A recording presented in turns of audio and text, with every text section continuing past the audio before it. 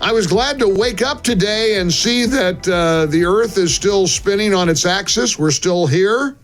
We've got war in the Middle East. President Trump saying, I think it's time for a deal with Iran. The Israelis, it is reported, have achieved air superiority over Iran's skies.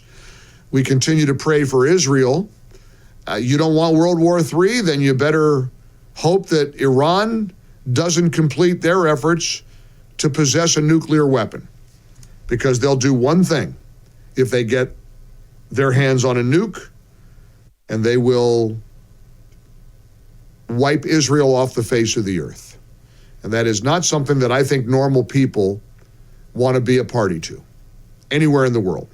The violent, vicious people who hate Israel, who likely hate the United States, I guess are okay with that. But meanwhile, here at home, there was an unspeakable, horrifying political assassination apparently over the weekend. I don't know if you want to call it political or not, but this crazed killer with some kind of a grudge against Democrats allegedly donned a police uniform and a creepy latex mask. If you haven't seen the surveillance pictures of this guy, it's something right out of a horror movie. He shot one Minnesota state lawmaker to death, killed her husband, shot the family dog. The poor dog reportedly had to be put down by the grieving orphaned children of this poor former Democrat House Speaker, Melissa Hortman. And nothing about this makes sense. This story is so bizarre.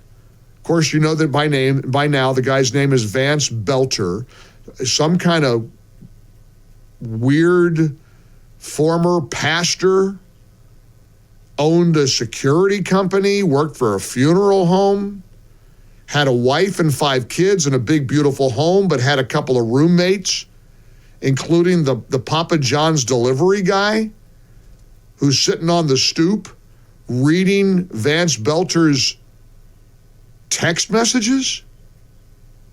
And I'm just looking right now at the charging document from the state of Minneapolis, Hennepin County. This makes no sense. He's been charged not with first-degree murder, but second-degree murder with intent not premeditated. Not premeditated? How's he not charged with first-degree murder? I'm no lawyer, obviously, but does that make sense? Does it make sense that the pizza guy is on the stoop insisting the guy is a Trump supporter? And what difference does it make if he's a Trump supporter? What difference does it make if he was a Tim Walz appointee? I was disgusted over the weekend in watching social media start out, he's a Tim Walz appointee. Oh, look at that, he's one of them. Then apparently the manifesto is released. He's targeting nobody but Democrats and abortion providers, abortion clinics. And according to the roommate, he's a Trump supporter. Who cares?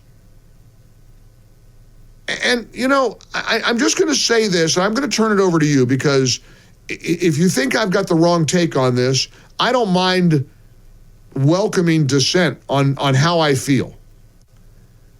When the crazed, maniacal, would-be killer of all the Republican congressmen he could kill, who nearly killed Steve Scalise when he shot him and tried to kill the Republicans on that baseball field, when it was revealed he was a Bernie Sanders supporter, I don't remember any of us blaming Bernie Sanders.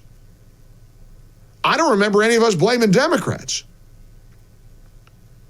There is no purpose, there is nothing productive of trying to blame one side or the other. And I think we got to knock it off.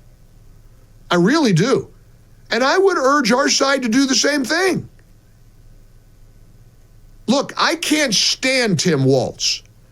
I think the guy is a disaster. And he likely was a big contributing factor to Kamala losing the election. So I've got nothing good to say about him. And yes, it seems very notable that Tim Walz is now calling for, peace and love and unity after he went and said you need to go out and bully the blank out of Donald Trump. We all got to be bullies if you don't like Donald Trump, and we got to be meaner. Well, adults in the room can recognize Tim Walz didn't mean go out and kill people you disagree with. It doesn't matter that this guy was a Tim Walz appointee. And by the way, he was also appointed by the Mark Dayton administration. He was a Republican. We got to knock it off. We got to knock it off. Remember, the Bernie Sanders shooter. We didn't do this. And I don't know if this means lowering the temperature a little bit. I don't know if it means cooling down the rhetoric a little bit. I don't know. All I know is to blame an ideology, to blame a political party for the violent actions of a killer. Yes, I know the Democrats have lifted up Luigi Mangione. I understand that they seem to be, frankly, a pretty violent bunch. But if we don't stop blaming one side or the other for the actions of one twisted, evil lunatic, things are going to just get worse. 800-655-MIKE. We've got a lot of breaking news today. Some would say that the political violence in Minnesota leads to the lawmaker's death. I sort of reject that. And I believe we've got to be careful in blaming a political ideology, as awful as we might find it to be, for the murders of Melissa Hortman and her husband. Let's see what you think here in the Relief Factor studios. Join us, 800-655-MIKE, 800-655-6453. One number does it all. Text us on the MyPillow text line. Call us so we can put your voice front and center. However you get here, please get here on this Monday episode of a breaking news edition of the Mike Gallagher Show. 800-655-6453.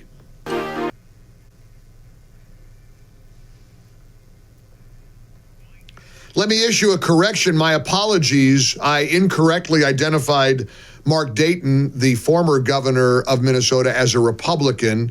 And of course, as many know, he is a Democrat. So my apologies. Again, this guy was identified as a Tim Walz appointee. He was also a Mark Dayton appointee, both Democrats. But, again, who cares? Who cares what his ideology was? You want to know what his ideology was? Murder, apparently.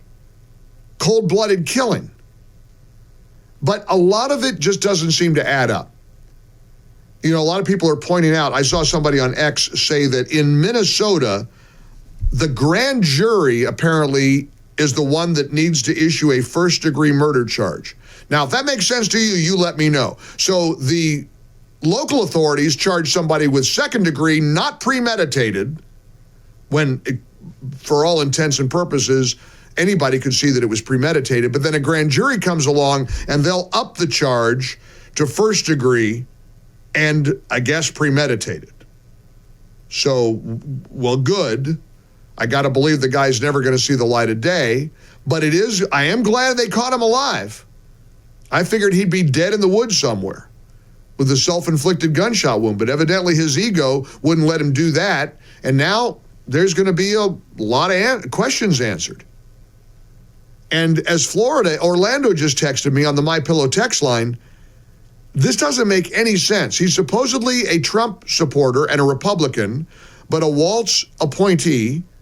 His wife was stopped in a vehicle with lots of cash and passports in the vehicle.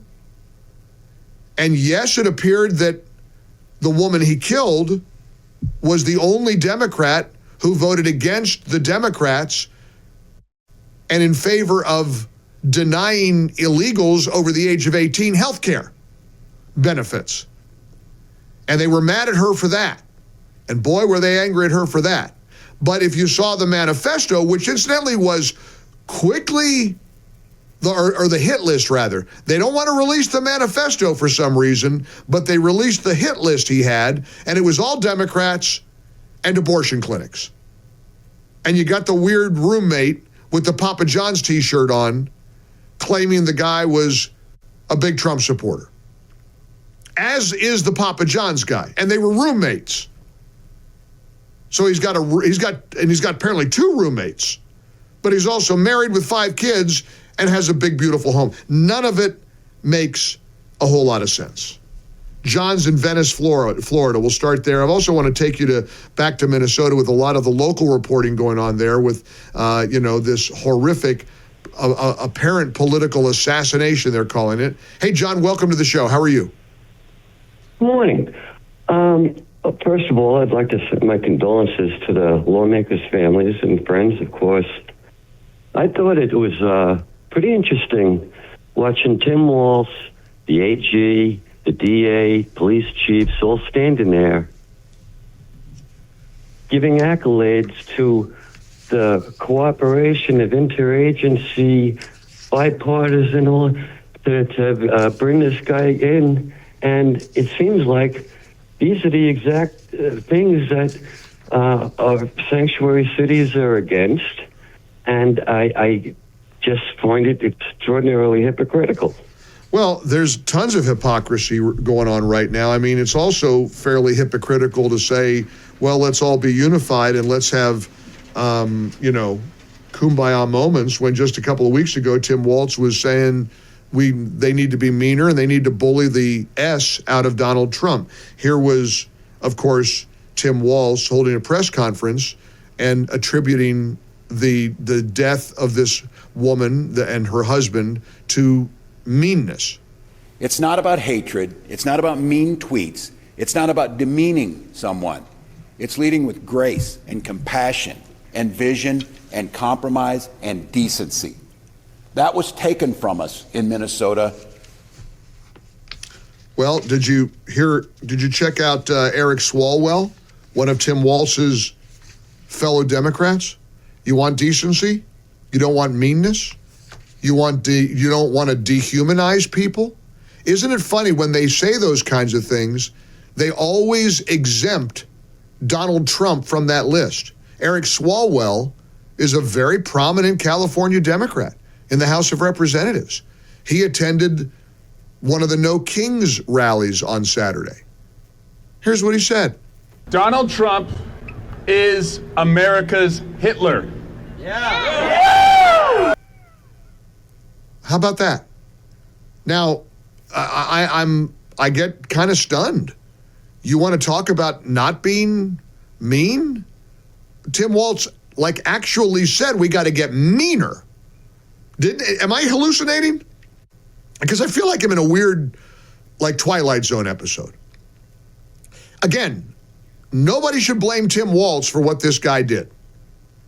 Nobody should blame Democrats for what this guy did. This guy needs to be blamed for what he did. But I also have eyes to see with and ears to hear with.